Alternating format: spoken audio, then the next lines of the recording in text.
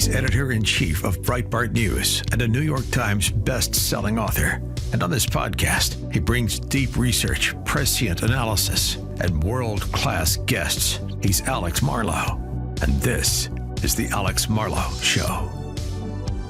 This is The Alex Marlow Show, and it is a Hawaiian Shirt Friday, but it's not a Hawaiian Shirt Friday. I've let myself off the hook this Friday because we have Senator Sheehy coming in from Montana, and he is a powerful person who is probably the highest-ranked government official who was a former firefighter. And he also is involved with all these hearings. So former Navy SEAL and a very interesting person to talk to. So I wanted to make sure I was dressed a little more formally. I would say this is business cash, but definitely was not going to wear a Hawaiian shirt for that interview. So I let myself off the hook, which again, I've only got 3 or 4 Hawaiian shirts. So it's now that I'm doing these things on video, it causes more complications. And I've not had time to head over to the local Hawaiian shirt store to pick up more wardrobe. So we'll get that done. I'm getting terrific recommendations for the forthcoming Medallion Monday. And one of you suggested to me this gorgeous 18-karat yellow gold St. Michael's amulet, which is, I think that symbolizes God's guardianship over you, which is just an incredible symbolism. So that's the first thing that's in the running. This thing is classy. I cannot afford it yet, but if the show keeps doing well, and I got some good feedback from the big boss, Phil Boyce, about the show yesterday. So I got the impression we're going to stay in the air for a while. And so long as that's the case, we can work up towards getting me this nice medallion. But Medallion Mondays are coming in 2025. It's one of the goals. And I appreciate all of you for participating in the search for not just the perfect Hawaiian shirts, but the perfect medallions.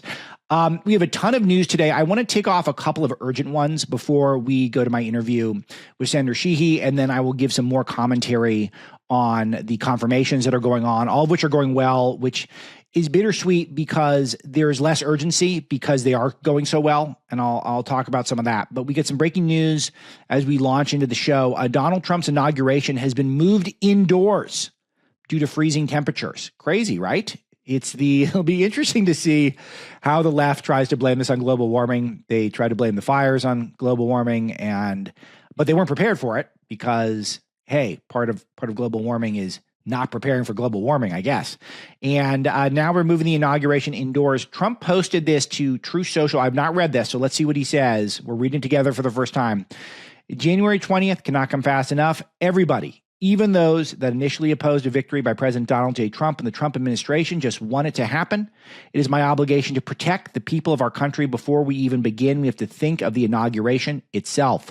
The weather forecast for Washington, D.C., with the wind chill factor, could take temperatures into severe record lows. There's an Arctic blast sweeping the country. I don't want to see people hurt or injured in any way. It's dangerous conditions for the tens of thousands of law enforcement, first responders, police canines, and even horses, and hundreds of thousands of supporters that will be outside for many hours on the 20th. In my event, if you decide to come, in any event, if you decide to come, dress warmly.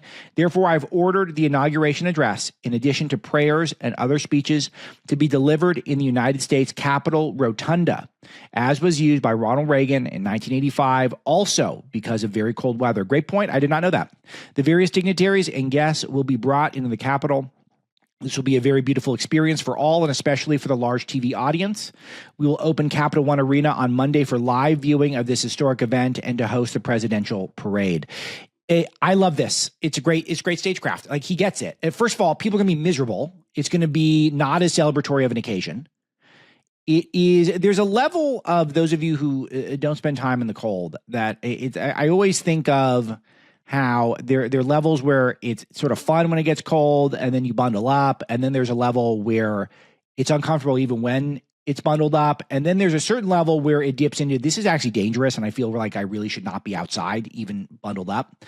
And all the hot shots, the CEOs and the foreign leaders who are going to be on the stage or the dais, or whatever you want to call it, they're all going to have heat lamps, and that's going to be a bad look because all of Trump's supporters are going to be in the cold, where the oligarchs are going to be kept warm with some heating lamps. That would have been such a bad look. And he would have been uncomfortable, I'm sure. He's a Florida guy these days. And he's probably racing through the speech. Now what he's going to have is, and the turnout will be lower because it'll just be too cold. People aren't going to, it's the second inauguration. And now you could have an arena that'll be packed of people cheering. And then he can have the cool optics, Capitol Rotunda. I dig it. I think it's a great move, a great call. And I will be excited to see how this is spun as some sort of a global warming thing. Because remember, weather and climate are different. I've been told that a lot of times by the LA Times. So they've coached me up on that. But I know that global warming means incredibly cold weather. I've been told that over the years. And I've committed it to it's just like a 2 + 2 is 4 for me. I understand it at that level. All right, other breaking news. U.S. Supreme Court upholds the sell or ban law on China's TikTok. Stunning stuff, 9-0 decision. And I was looking into what's in this, but again, we should hear from the court. I think this was a joint statement, which I don't know how common that is.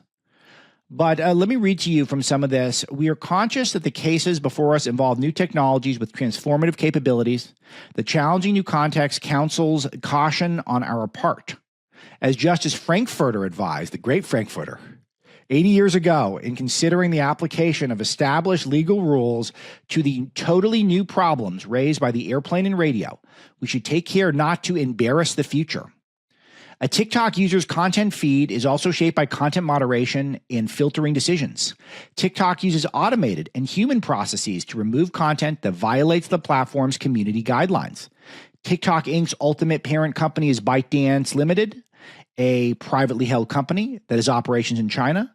ByteDance owns TikTok's proprietary algorithm and is developed and maintained in China. ByteDance is subject to Chinese law that require it to assist and cooperate with the Chinese government's intelligence work and to ensure the Chinese government has the power to access and control private data. And so that's it. So they go on to elaborate why that's not cool, and it's not cool. So this is a no-brainer, biggest no-brainer in the history of mankind. And I always have this thought quite often when there are landmark Supreme Court cases. They're usually not 9-0. And I'm always stunned sometimes how narrow some of the margins are. And the Supreme Court largely works. There were some mistakes, but is of all the institutions in the United States, there's only a handful that I think are not a disgrace anymore. And on that list, the Supreme Court is one of them. And Dennis Prager asked me this on his show. I think it was oh my goodness, it was a year ago tomorrow. I know this because it was on Duchess Marlow's birthday, which is tomorrow. So it is January 18th. And I went in on Duchess Marlow's birthday, and I went in and I did Dennis Prager's show with Dennis, and prayers for him still, as he's still injured and away from broadcasting. And then we went to tea for Duchess Marlow, who's turning 2. She's turning 3 tomorrow. So yeah, it was a year ago exactly. And he asked me, what do you think is actually functional in the government? And I think I said, I think the Supreme Court is acceptable and the FDA is acceptable. Now, the FDA is not perfect. It needs a lot of work. But by and large, if you're getting something that is a packaged American product, then it's probably going to be safe in the correct dosage. So, and you probably know what you're going to get. And people abuse the dosages, so there are issues, and they're sometimes slow to approve certain things. But I thought those are the only two I think I said. And I got to refresh that. But I think those are the 2 things I said that are not totally broken. So there you go. So, but I'm still shocked sometimes when a big case comes down and you hear that it was 5-4 or 6-3, thinking, who are the 3 people who vote against this? Well, this is one where it's 9-0. There's absolutely no way that we should have a highly addictive Chinese app that is designed to get our data, designed to keep us distracted, and designed to make sure that we are not developing as human beings. We're antisocial, and they're harvesting all of our data. We should not be subject to that. If we're going to hurt ourselves, it can continue to hurt ourselves with social media, which we are. Then why are we letting our chief geopolitical rivals control the algorithm that makes us do it while they harvest our data? Absolutely not acceptable. Biggest no-brainer. And I hope Trump keeps it banned. I don't know if he will, though. There are apparently ways for Trump to undo it. I was looking into this before the show, and I jotted some things down that he can, first of all, and I wrote this down, very small font. So people are watching me lean in, which I'm sure looks very awkward, but look. First of all, if the company is sold to an American company, then it survives. So that can happen. And if there's an intention to sell it, then that could kick the can 90 days, and who knows how long that process could go on. He could do some sort of an executive order, and that would be something that, of course, could get challenged in the courts, but again, that could kick the can. Or Congress could revise and repeal the law that's on the books that the Supreme Court upheld. So there are some things that could potentially slow this down, change things. And it's one of these things where I'm not optimistic long term. We're just going to move on to the next thing that harms us. So there's already 2 TikTok related apps, Chinese apps that are dominating the Apple App Store. The top 2 apps now are something called a Red Note, which really means little red book. So like Chairman Mao's little red book, literally, and something called Lemonade. The top 2 stores, the top 2 App Store apps right now are both Chinese made and designed to do the same stuff, distract us while they harvest our data. So it's all bad, but this is a war. This is a war for America's soul. It's actually not the war for America's soul. It's a war for America's minds, particularly young people. It's interesting to see people freaking out online and younger people. And I don't know how much of it's fake. I'll probably play some of it next week. But we're seeing some of these very scary videos of people saying how great China is and how much community they're finding on these Chinese apps. And what are we going to do without these apps? Well, go outside, like go phone a friend. I mean, go take a walk, go play with your dog, like do something, pick up a hobby, play some chess. I don't know. There's all these things you could do. How about cook something for your family, have a conversation, make a nice cup of coffee, enjoy your life, go exercise, get off the apps. Devastating these apps for your soul crushing stuff. All right. Other thing, breaking in the news we got right now. It's a hot news day. I love a hot news day. CNN must pay $5 million for defaming Navy veteran during Biden's disastrous Afghanistan withdrawal. This is from Jake Tapper's show, The Lead, where there was a Navy veteran, Zachary Young. He sued CNN going back to 2022 after a segment of The Lead with Jake Tapper branded him as profiteering off exploiting desperate Afghans trying to flee the country. He was just helping them. And CNN said he was profiteering off of it. So how they let this go to air, I don't know. Very irresponsible network. And there's a lot of negative stuff in store for CNN down the road. And I'm here for it. I'm all in. Can't wait. Let's see him suffer. Couldn't happen to worse people. They're trying to shuffle the deck chairs on the Titanic, so to speak. They're going to move Wolf Blitzer to the morning. John Nolte writes for us at Breitbart News that Wolf Blitzer is 212 years old. That's so impressive. He can still broadcast at that age. I really out of ideas. So it's when everyone loves Scott Jennings, the conservative guy. Does not give him a show. It's let's move Wolf Blitzer to the morning. Fun. I dig it. CNN is so desperate. They're not going to figure this out. I've told you this. This is one of the most common refrains thus far on the first 2.5 months of the Alex Marlow Show. The left is trapped. They either are going to have to pander to their core audience and hope they don't leave, or they're going to have to try to win over people who are not win-overable. Because I'm not going back to CNN. I'm not going to watch it. So what do they got to do? Well, they know Wolf Blitzer's at least get so-so ratings. Maybe we can move into a different time slot. Maybe that'll be the right move. All right. Other stuff going on. Trump demands the FBI preserves all DEI records after the reported closure of the DEI office at the FBI. I like this. The DEI's got to get banned. This is becoming one of my top things to champion. Got to ban the DEI.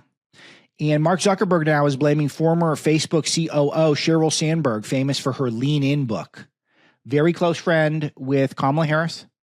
Blaming her for the DEI policies that led to the mass censorship at Facebook. Now, does he blame her for him trying to buy the 2020 election for Joe Biden? That's what I'm missing that. Has he come up with a good explanation with Medallia Mondays, and he's got a cool haircut now, and he's got the big boxy t-shirts that are in style, and he's got his purple belt, whatever he's got. I dig all that. It's all great. But has he explained what he was thinking when he tried to buy the election for Joe Biden in 2020? I would like to feel like that. I get a sense of that. So, but he's passing the buck to COO Sheryl Sandberg. Is she gone? I think she left, right? Anyway, good stuff. I'm happy about it, even though I would like some accountability and reparations for all of us who were discriminated against by his algorithm over the years. According to reports we got at Breitbart News, the White House feels like a morgue with glum atmosphere due to Trump's imminent return and Biden on the way out. I've been reflecting quite a bit on Biden's speech and his waning days. I will note this because you'll probably, maybe you can catch it when the show comes out. If you catch the show fresh, I'm allegedly, these things always change the last minute, but I'm allegedly at the top of Laura Ingram's show tonight, and I'll be talking about this exact subject matter. I have some expertise on the issue, having researched Biden for so many years, and talking about his waning days. So those of you who like to watch him on TV, that's out there for you. It should be available. If they put it up on the Fox website, we'll also grab it for you at Breitbart. But the noting that Joe Biden is leaving empty-handed. He's 50 years, and Trump's just going to undo most of his legacy. He has nothing to pass off to anybody. It's delight. He's a bad guy, and it's good to see him go out with his tail between his legs. I love to see it. Well, someone who's coming into the U.S. Senate with a head full of steam is Ashley Moody of Florida. She says she's ready to deliver on Trump's America First agenda on day one. You love to see it. Love to see it, absolutely. So that's good news. And before we throw it to my interview with Senator Sheehy, I will note a segue, because we get into fire right away with the senator. Evacuations and road closures begin as fire engulfs world's largest battery plant in California. We're just getting details early in the morning. I told you we are just at the beginning of fire season in California. We are not prepared.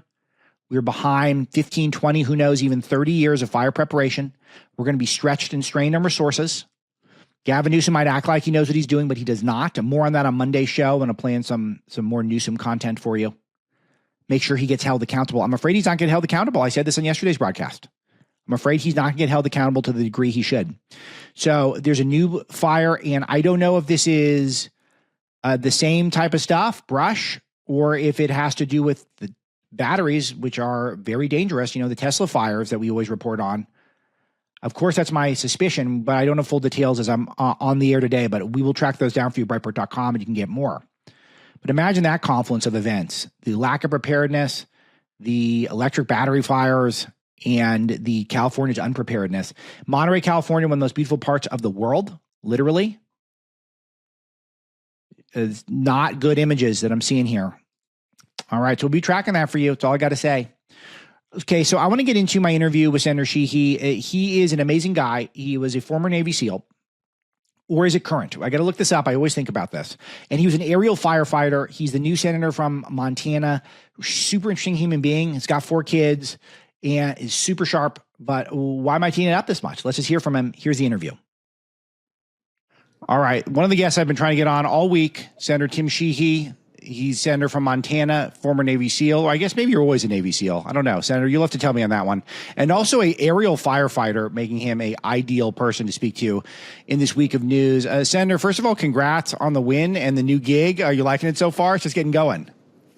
Yeah, today is our 2-week anniversary of being a senator. So I'm a first-time politician and never even run for student council before. So I'm getting the hang of this political legislator thing. It's an interesting adventure, but the most important thing is we're here to serve the people. It's about time to get this country back on track, and we've had a tremendous amount of progress the last 2 weeks. And this is the pace we have for the next 4 years. We're going to get a lot done. Yeah, we're definitely going to get a lot. Hey, I'll take the first 100 days like this, and I think we're going to get so much done in that time. It's cool to talk to you because we're almost exactly the same age. You're about 2 months older than I am, and I feel like I've done a lot in my life, and I think you've done a little bit more, and that always keeps me striving. I think we got the same kid quantity. That's good. But you got the Navy SEAL and you got the aerial firefighting thing going on, which is big because I'm a Los Angelino by birth. I live just north of LA now, and I feel like I've become somewhat of an expert in the last couple weeks on how to fight fires, but nothing near, I'm sure, what you know. Watching this from afar,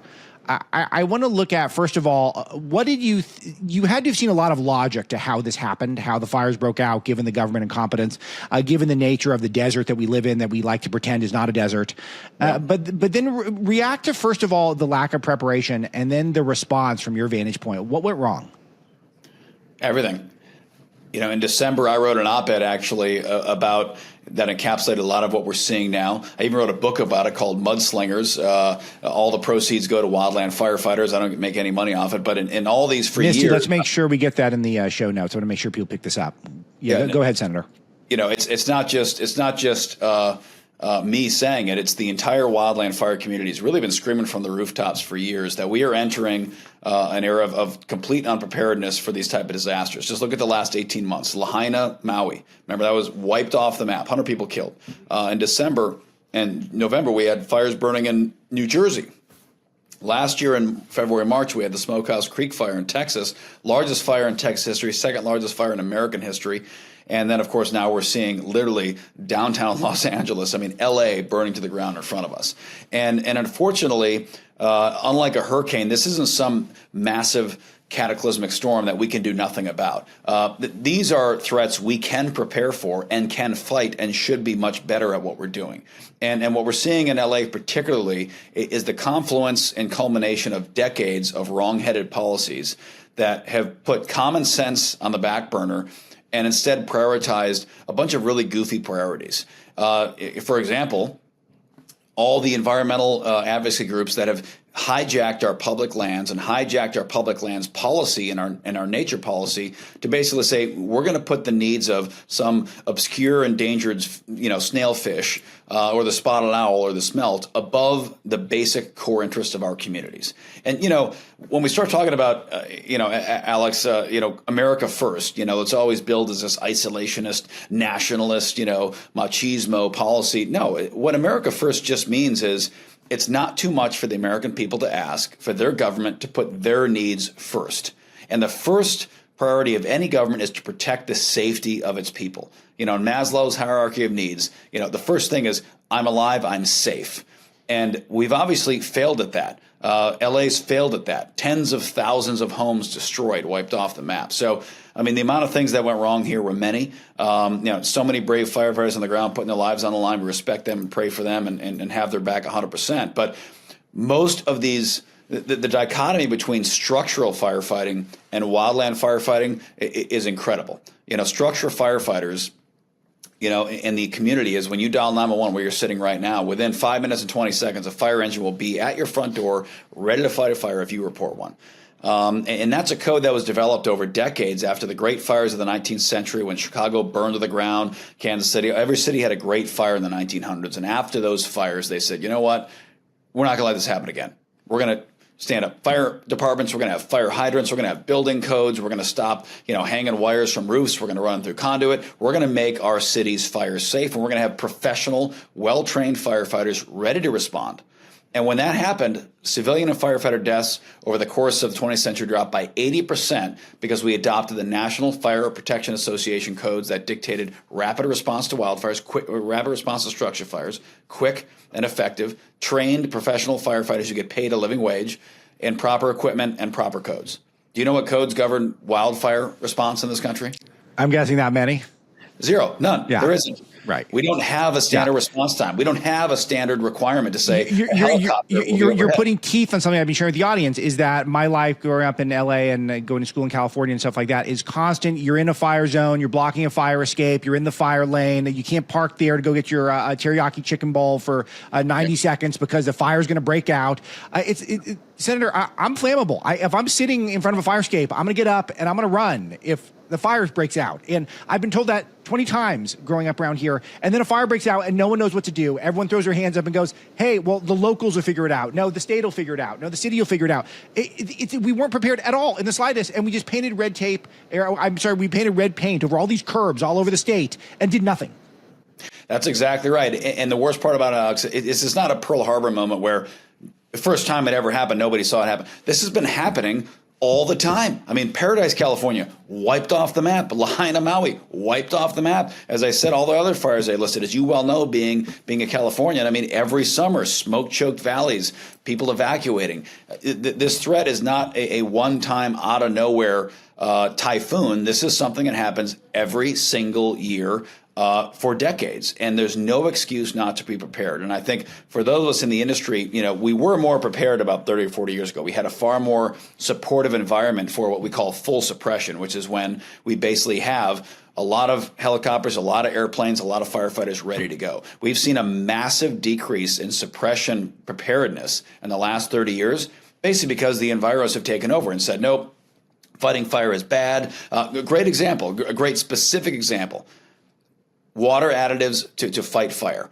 Every other country in the world that fights wildfire puts foam and gel additives into the water, so when they spray the fire, just like a fire extinguisher, the water foams up and is 3 to 6 times more effective to suppress that fire. Every other country in the world does that, except for ding, ding, ding, America. And why? Because the environmentalists have said, nope, those foams could be bad for the endangered goldfish in that pond. So therefore, you can't use that. Okay, so we're going to let this neighborhood burn to the ground so you can protect that little fish in the pond because the foam might harm it. You know what? 2 things can be true. We can want to protect our environment and take care of our endangered species. We can also want to protect our communities and protect our people from getting burned alive and their houses burned down. We can do both. And right now we've chosen instead to prioritize the protection of spotted owls and trees and salamanders and goldfish instead of our communities. And that's what America First means, is let's bring common sense back to this country and say, you know what? We want beautiful, clean air and beautiful forests and chipmunks running around. We want all that. We also want our cities not to burn to the ground. So let's get serious and bring some common sense back to this. And I've been shouting it from the rooftops. And obviously my first week in office, this happens. It's terrible. It's tragic. Prayers go with all the families. But the reality is this is now the time to get people woken up and bring some common sense to this. It's amazing information. I'm sure you're the highest ranked firefighter in the American government at this point. So I'm sure the governor of California called you up right away and said, Senator, this needs to be a bipartisan effort. I need you here. We made mistakes. I admit it, but help me get out of this jam here. And we're both going to look great. I'm sure that's what happened, right? Unfortunately not, but I will tell you, Alex, in fairness to our friends across the aisle, I have had a tremendous amount of outreach to include our good friend Adam Schiff, who Adam and I will probably never have anything, but Adam was the first guy I will say to say, hey, Tim, you know what you're talking about here. I want to work together. Let's try to fix it. That's terrific. That's actually great news. I know I'm stuck with Senator Schiff, but that is good. I'm rooting for the state more than I'm rooting against Schiff. I'll tell you that. So, okay, exactly right. I'm tempted to do 30 minutes on this, but I know that it would be a huge mistake if I did not bring up the confirmations. You guys are in the middle of the most exciting environment of the political calendar here. I'm frankly jealous. This is the highlight for me. Your exchange with Pete Hegseth, which I will play for the audience when you're not here, where you asked how many genders there are. The joke of the week, I'll save that for when I play the clip. You ask the diameter of an M4A1, and he knew it right away. It was so great. You asked about his push-up routine. It was a great exchange, but this is very meaningful stuff. I think personnel is policy. Just give me your 30,000 foot. What are you seeing in the room? What do you think of these picks? And is there any surprises thus far? I think the picks are fantastic. I mean, we've been vocally supportive since day one of these picks. And as you saw with Pete, and just for the record, that was not planned. As you well know, you've been around, the routine enough, the Kabuki theater. Normally the questions are shared ahead of time. We know the Democrats are going to come in and lambast him for, like they do with all of us. They smear us and say you're a racist or a sexual assaulter or, a transphobe, whatever it is, that they smear us with that. And then our side was going to give him some predictive questions, which I was fine doing. But, I'm the most junior guy there. After 5.5 hours, everyone's like, get me the hell out of this room. Everyone's bored and going cross-eyed in there. So, it got to me and I said, you know what? These draft questions are great, but at the end of the day, I think it's time we're going to wrap this hearing up on a high note. We're going to have a few laughs. So I wrote those questions up on the spot, and he did not know I was going to ask him, but I know Pete. I knew he'd know the answer to all of them, which he did. He nailed them right out the gate. And I think, as you said, it was an important series of questions, because after all the lambasting we've heard about him not being qualified, him being a bad person, him being a danger to the department, I said, you know what, let's ask a handful of questions that are critical knowledge that somebody who's going to run that department should and will know. And I'll bet you, a lot of folks that have gone through that job interview for that department wouldn't have been able to answer those questions, and he did. So it was important for me to put that out there.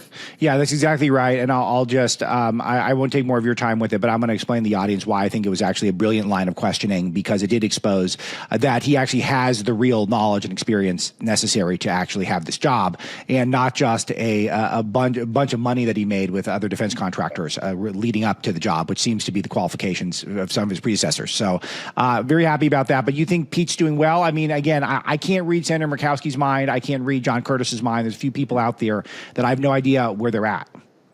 I think they're going to be okay. Listen, it's obviously we knew all these are going to be close. We only have 53 seats, and so they are going to be close. But I think he's going to be fine. I think his performance in the hearing absolutely helped him. I don't think there was a single downside for him getting through in there. He handled himself fantastically well. And there were some fair concerns. This is an important job. I don't think anybody's expecting these to be rubber stamps. These hearings and the advice and consent role of the Senate is very important. And even though we're from the same party as the president, we still have a duty to say, hey, listen, let's double check these and let's stress test these individuals because they're going into very important jobs. So I have no problem with tough questions, and he got tough questions, but he answered them fantastically. I think, he put all those concerns to bed, and the fact that most of these cabinet nominees are not experienced government bureaucrats is the core of the Democrats' resistance to him, and it's the exact reason why we want them.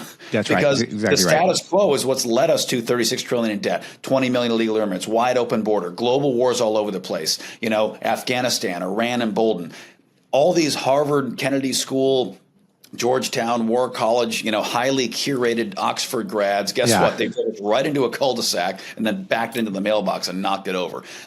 We need some people that have real world experience, and maybe they haven't been in government for 40 years. And guess what? That's exactly why we want them. So I think Pete's emblematic of many others. I was on Sean Duffy's confirmation hearing the other day. Another great American who's just got an amazing life story. I didn't realize. Amazing life story. I didn't realize he was a professional lumberjack before he became a congressman of the Fox News host. So what a fascinating story. So I'm excited about all of them and look forward to supporting Tulsi Gabbard. And he's got more kids than you and I combined, which is unbelievable. I thought 4 kids is a lot, and then he brought all of them into the hearing, and it was really beautiful to see them. They're a beautiful family. But you're going to mention Tulsi Gabbard, another one I got my eye on. Any insight there? She's such a powerful woman. And when I actually lived in Hawaii, I was stationed in Hawaii when I was a SEAL. My wife was a Marine. We were dual military, so we were both combat veterans. And we were both stationed. Where were you exactly? In Hawaii, you mean? Yeah. Yeah, so we were stationed in Oahu. I was there at the SEAL base, and she was at the Marine base on Oahu, the main island. And so we were there when she was elected to Congress her first time.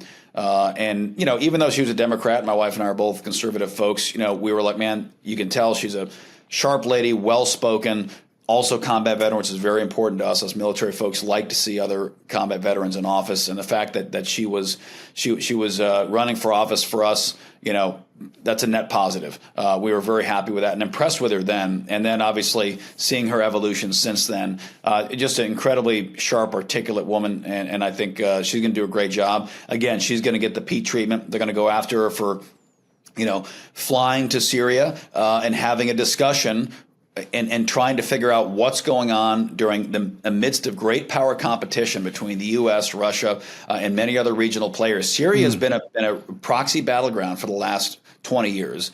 And, Turkey's a very important linchpin for tectonic plate in that region. Of course, Russia has been using Syria for its naval port and as a military proxy, Iranian influence pushing through Syria down into Israel. So many important things happening there. And simply for the fact that she took the risk to go there and take an on-the-ground visit to understand the region better, they're trying to disqualify her for that. And I think that's just ridiculous. So but we're going to support her, and I think she'll do well. Senator, I got 2 more questions for you. One of them is just I'm noticing a pattern with some of these picks is leadership qualities. And if you look at Biden's cabinet, I'm doing some deep research into the defense, into the Department of Justice right now. Merrick Garland had no leadership qualities. You look at how Tony Blinken represents us when he's interacting with, let's say, his counterparts from China. Constantly lets us down. Lloyd Austin, 0 leadership qualities. I don't understand how the Democrats go for those people. And it seems like they're offended when we go for people who might be outside the box thinkers, but it's undeniable. Tulsi Gabbard, Robert Kennedy, Pete Hegseth. These are leaders. You're natural leaders. I think I'm picking up on an important pattern here, but as a SEAL, could you comment on this? Leadership matters and decisiveness matters. And this country was not founded by 65-year-old bureaucrats. Yeah. The signers of the Declaration of Independence, I think the average age of the signers was like 24 years old. I mean, you look at some of them were 18, 19, 21 years old. Some of them, Thomas Jefferson was 33. These were young people who had a vision for the greatest experiment in the history of mankind, which is this country. And it wasn't 80-year-old career government bureaucrats who took the risk to craft a new concept of human governance. It was young people who were creative, who had a decisive vision and were willing to take the risk to act on it.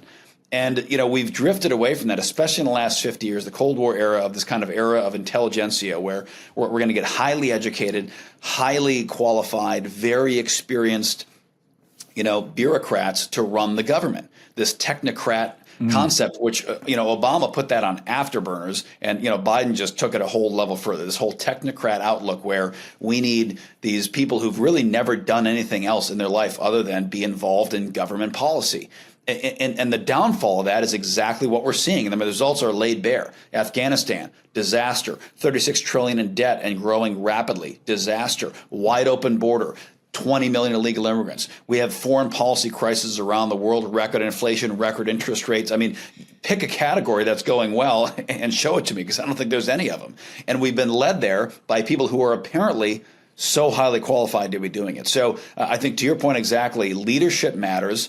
And what we have is our education industrial complex. I call it that because that's exactly what it is. Exactly what it is. Exactly what it is. Education industrial complex, which really are like hedge funds and private equity funds that happen to have a college affiliated with them. By the way, tax the hell out of them. The fact that they get tax-free existence, tax them all tomorrow and our debt will be gone. It's amazing.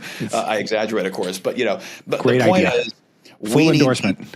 Yes, we need people who are willing to make tough decisions, unpopular decisions at times, and then see them through with decisive action. And sometimes that's not somebody who's got 4 master's degrees from Johns Hopkins, Georgetown, and Harvard. Sometimes that's someone who maybe didn't even graduate college. Maybe it's somebody who had on-the-ground experience instead of just education. So I think that's a common thread in all these picks. They're willing to be out-of-the-box thinkers, because we've been thinking in the box for a long time, and look what's gotten us. That's why we love this cabinet. Last one. It's going to be a massive week next week. Is the time to flood the zone. It's a once every 4-year opportunity. Any predictions for Trump's first week back in the White House? Absolutely. So our Congress, 119th Congress, obviously we won nationally in a decisive way, but we still have relatively thin majorities in both houses. We have like 4 votes in the House and we have 3 in the Senate, which is kind of a lot by modern standards, but still, 1 or 2 defectors and you start to get in the danger zone. So we don't have a lot of room to play with, but we do have a mandate. And I've been seeing this narrative out there from the Democrats, like, how is this a mandate? He barely won the popular vote. They barely won the House and Senate. Well, when we're outspent structurally by like 3-1 nationwide, and the media gave us 92% negative coverage, and you had the DOJ committing lawfare against multiple of us. You had the media it's not just that we won, it's that we won in the face of massive odds placed against us. So we do have a mandate, and I think what we've seen in the first 2 weeks, credit to John Thune, we've had 12 cabinet nominees already pushed through committee, and just in the first 2 weeks. We get the Lake and Riley Act moving through legislation as we speak to deport violent criminal illegal aliens, and a lot of other great legislation already drafted. So I think we've prepped the battlefield well, so that when Trump swears in Monday, we're going to be able to get his cabinet in place immediately and get to work. And as you remember, last time that wasn't the case. 2017, that was not the case. It was not the case at all. And I got to give credit to John Thune and Speaker Johnson for getting Congress whipped into shape. And we have hit the afterburners since day one. I'll tell you, as an observer who's an outsider, but I would like to think as keen of an observer as there is, the vibe is entirely different. It was a total panic. What do we do? Last time, are they even let us get sworn in? And then now it's how much can we get done right away? So, Senator, credit to you. You're off to a great start.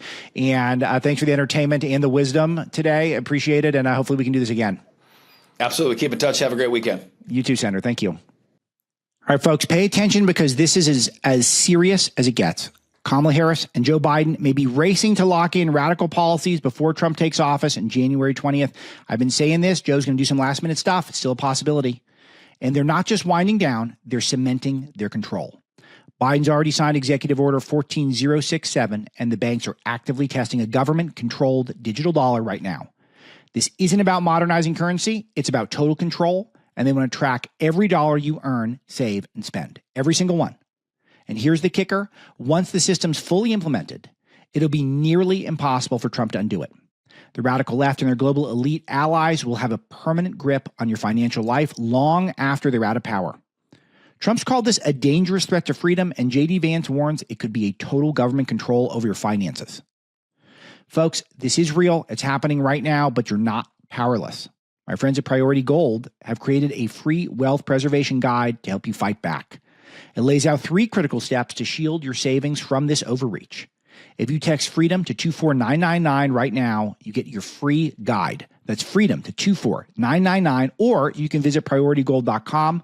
Don't wait. Text FREEDOM to 24999 today and shield what's yours. All right, so here's that great clip that I wanted to play for you that I discussed at the interview with Senator Sheehy. Let's play this. Thank you, Mr. Chairman. Pete, I'm actually going to ask you questions because I want to hear your answer. How many genders are there? Tough one. Senator, there are 2 genders. I know that well. I'm a Sheehy, so I'm on board. What is the diameter of the rifle round fired out of an M4A1 rifle? That's a 5.56. How many push-ups can you do? I did 5 sets of 47 this morning. What do you think are most important strategic bases in the Pacific? In the Pacific, Guam is pretty strategically significant. How many rounds of 5.56 can you fit into the magazine of an M4 rifle? Depends on the magazine, but standard issue is 30. That's unbelievable. It's so good. This is what exactly size what we round want. is the M9 Beretta standard issue sidearm for the military fire? A 9mm, Senator. What kind of batteries do you put in your night vision goggle? Duracell. So right there, you're representing qualifications that show you understand what the warfighter deals with every single day on the battlefield. You understand what happens on the front line where our troops will be. And what happens, unfortunately, in this country is decisions made in rooms like this, bad decisions, end up in dead 17, 18, 19-year-old Americans. And those Americans rarely come from families that sit in rooms like this. They come from lower, middle-income families who sometimes the militaries are on the way out. And they join because maybe they want to go to college. Maybe they have no other choice. Maybe they love this country. But for whatever reason, they joined and they sat on the dotted line. And when people like us screw up, they don't come home. And that's the one thing that I care about. As you remember when I shut the door when you came with your entourage. That's good, Misty. This is so good. This is you see his line of questioning. It kind of, I don't know. He told me that it was not scripted. It might come off as a little cutesy, but it's not. That seems like fundamental stuff that you would think that if you are someone who is supposed to be in charge of our armed forces to a degree, and depending on how you think of it, but certainly someone who is going to be a face of our armed forces and is going to be someone who is going to be recruiting younger people to make sure we have the best fighting force in the world. Wouldn't you want guys like that? Guys who know their way around a battlefield, guys with a sense of humor, people who know their stuff, who are in shape, look great. It's such a great advertisement for this country, and it's a great advertisement for our military. Unlike these chubby woke slobs we've had of late, who are just waiting to get their next gig making money from our defense contractors. So fantastic, absolutely sensational line of questioning. I think that stuff is dead serious because you know that a lot of people would not have the right answers to those questions. They would not understand what the senator was doing and that it was actually a serious exercise, not a cutesy exercise. Wonderful. There's so many great clips from the hearings, and I've said this, which is sad, is that there's the fact that they seem like they're mostly on a glide path means that there's less urgency for me to play them. But I want to play a few things. This was a good moment with Scott Bessent, who is up for Treasury Secretary, one of my absolute favorite picks by President Trump. About the legislation that was written in this room that was the biggest transformation on clean energy in American history. That is our package that basically said the tax code as it relates to energy is a broken down mess. And we basically said we're going to have a technology neutral system. The more you reduce carbon, the bigger your tax savings. Now there is a big effort in the Trump administration to reverse it. I think that's going to be bad for the economy, but it is going to be damn good for China because we are in an arms race on clean energy with them. Are you going to be on the side of people who want to unravel this? Senator Wyden, just so we can frame this for everyone in the room, China will build 100 new coal plants this year. There is not a clean energy race. There is an energy race. China will build 10 nuclear plants this year. That is not solar. I am in favor of more nuclear plants. And I would note that the IRA, as scored by the CBO, is wildly out of control in terms of spending on the upside. So that means the Inflation Reduction Act is actually going to be inflationary, is what he's saying there. Scott Besant's a genius. He obviously looks great, very fashionable, and is in the Make America Handsome Again caucus. His answer is exquisite. It's the pointing out in an apolitical way that China is building coal-fired power plants right now. All of you green wokesters who love the Chinese apps, just know that they're building coal-fired power plants this year, 10 new ones. And they're trying to catch up to us in nuclear, which even I don't think President Trump likes nuclear very much. Biden did so-so with nuclear. I wrote about this again in Breaking Biden. It wasn't the worst part of his administration, but I've always been a pretty big fan of nuclear overall. You know, France gets the majority of its energy from nuclear. You can do it. It is expensive to get started, and the waste is an issue, but it feels like something we could solve. So there's faults with it, but I like it, and I like that he likes it too. It's just such an amazing thing because he's a brilliant person. He's and also you see in the background, he's got his husband there, and one of his children, who's a very good-looking young guy, and he's got his very beautiful family, and it's an atypical family, and it's not a family that, for me, in terms of my religious values, it definitely, I have some light objections to it. I'm not denying that, but I'm just saying, just notice how conservatives, even though in the macro, we have some issues with things like same-sex marriage and stuff like that, particularly where the same-sex marriage slippery slope led to, which is all the trans stuff. But on a personal level, we can still like and admire and even love people who have that lifestyle. Like it should be something that if you're an open-minded person and you don't think you're on the right, you should witness what you just saw, is that we are all on the right excited about a gay man in a gay marriage who has a family, because he's going to be really good as Treasury Secretary.